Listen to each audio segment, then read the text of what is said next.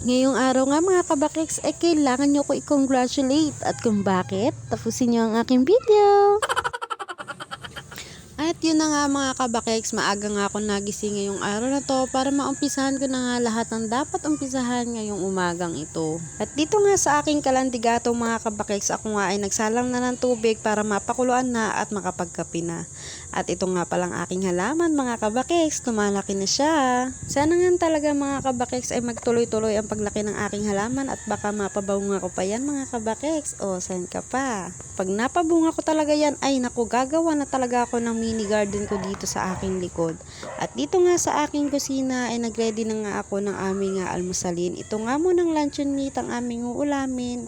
At lalagyan ko nga lang ng konting itlog dahil gusto rin naman ito ni Kuya Bakokong para din kahit paano ganahan naman siya mag-almusal. At pagka ready ko nga din ng luncheon meat at ng itlog dyan, ni-ready ko na nga din itong kalan at pinainit ko na nga.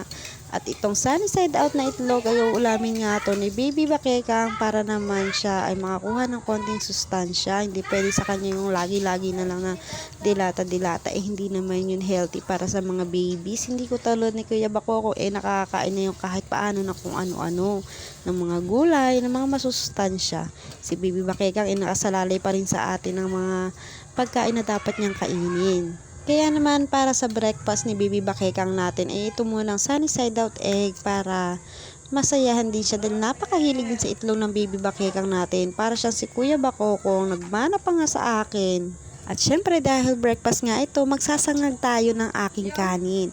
At dito naman habang nag-aasikaso ko ng aming almusalin, itong Baby Bakekang natin nagpapalakad nga kay Papa Bakokong niya. Kaya naman ayun, naglakad-lakad muna sila sa labas habang ako dito ay nagluluto.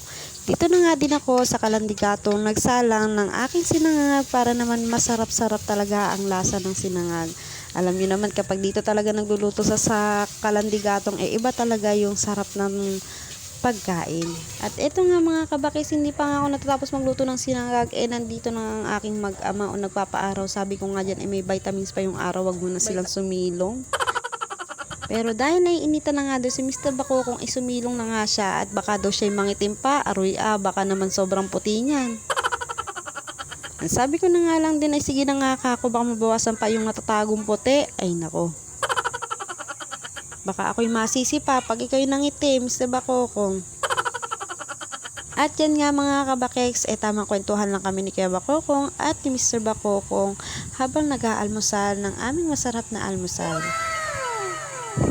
At alam niyo ba sa totoo lang mga kabakeks, blessed pa din ako at thankful kay God kasi kahit paano ay nakakapag-ulam kami ng mga masasarap katulad niyan.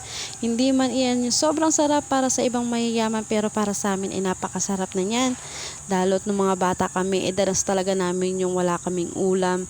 Yung nag-uulam lang kami ng toyo't mantika, tapos nagsasabaw kape lang yung mga kapatid ko, o kaya naman kami isabaw tubig na may asin, tapos tuyo, tapos yung itlog minsan. Bibili si nanay ko sa tindahan, mga 2 o 3 piraso, tapos hahatiin niya yun, lulutuin niya yun na pagkalapad-lapad, tapos hahatiin niya yun ng 4 or 6 na piraso or 7 piraso para lang magkasya sa aming magkakapatid.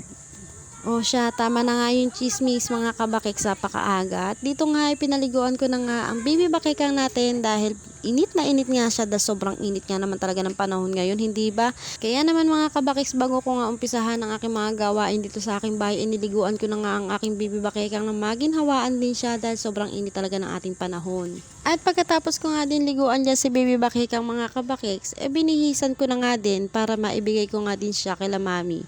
Dahil ako nga ay may gagawin, alam niyo na kung anong aking gagawin. Haharapin natin ang aking labahin mga kabakeks. For today's video is maglalaban na naman ang Mami Bakekang. Kung bakit ba gaano mga kabakeks, hindi na nga naubos-ubos ang ating mga gawain, lalo nga itong ating labahin at ang ating lababo na palagi na nga lang din madumi kahit anong nga ating linis. Kaya nga't ito, sabay-sabay na naman ang aking mga gawain. Habang naglalaba nga ako ay naghugas na nga din ako ng plato. At pagkahugas ko nga ng plato, ito nga at ninarap ko na nga ang aking lutuin. For today's video nga, ang aming pananghalian ay ang sinigang na hipon. Paminsan-minsan lang to mga kabakeks, pagbigyan nyo na. Bibihira nga kami makapag-ulam ng ganitong ulamin mga kabakiks dahil syempre napakamahal nga naman ng sugpo or hipon. Ayan nga ay hipon lang kumpara mo naman sa sugpo ay napakalaki nun. Kaya naman namili na ako o nagpabili na si mister dahil gusto rin naman ni Kuya Bakokong ng hipon. Kaya naman namili kami ng halagang 100 para nga maisigang din namin. Dinamihan ko na nga lang din tong gulay para kahit paano ay magkaroon ng sustansya ang sabaw. Lalo at kailangan ko yan at kailangan din ni Baby Bakekang at kailangan din naman ng ating buong pamilya na paminsan-minsan ay makatikim ng masusustansyang pagkain. Dito na nga lang din ako nagluto sa loob ng aking kusina, nagluto mga kabakeks dahil nga po naglalaba ako for today's video kaya kailangan ay medyo mabilis-bilis tayo para maaga-aga naman ako matapos. Nakakapagluto nga at nakakapaglaba ako ng maayos for today's video kasi napakabait ng Baby Bakekang natin. Nandun siya nga pala kay mami niya, hindi ko nga lang nabibidyohan kasi nga andito ang aking cellphone, binibidyohan ko ang aking pagluluto. Alam nyo na, isa lang naman ang aking cellphone, di naman tayo yayamanin. Ay.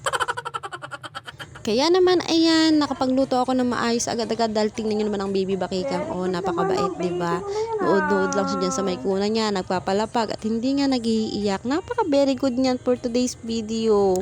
Kaya naman hanggat mabait ang Baby Bakekang, for the paspas talaga ako sa lahat ng aking mga gawain. Kaya naman bago nga akong tuluyang bumalik dito sa aking labahin, pinatulog at pinakain ko nga muna ang Baby Bakekang at Kuya Bakokong para matapos ko nga itong aking labahin. Bibihira nga yung ganitong mga pangyayari na napakabait ng Baby Bakekang at nagagawa ko yung mga gawain ko dahil alam nyo na, ang Baby Bakekang natin ay hindi naman nasama sa iba bukod kay mami niya. Buti nga kahit paano, kahit na kay mami siya ay hindi siya nag-iiyak at nananahimik siya doon pag binibigay ko siya. Talagang napakabait ng Baby Bakekang. Ayan, tingnan nyo nga naman, napakasarap ng kanyang tulog.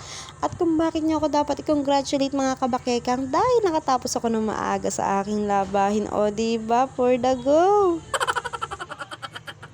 Kaya naman nang matapos ako sa aking labahin ng may araw pa mga kabakis ay talaga naman napakasaya ng aking buhay. Dahil nga simula pa lang ilabas ko ang Baby Bakekang ay hindi pa nga ako natapos ng maaga-aga sa aking labahin. Bukod pa dyan ay natapos ko at nalinis ko ang aking kusina at sala. Napakasarap sa pakiramdam dahil makakapagpahinga ako ng may araw pa at matatabihan ko sila sa kanilang higaan. At hindi ko iisipin na may naghihintay sa aking gawain dito sa labas. Kaya naman, todo pahinga ako nang matapos ako sa aking mga gawain. At ayun, hanggang dito na lang ang aking video mga kabakek. Salamat sa panonood. Bye!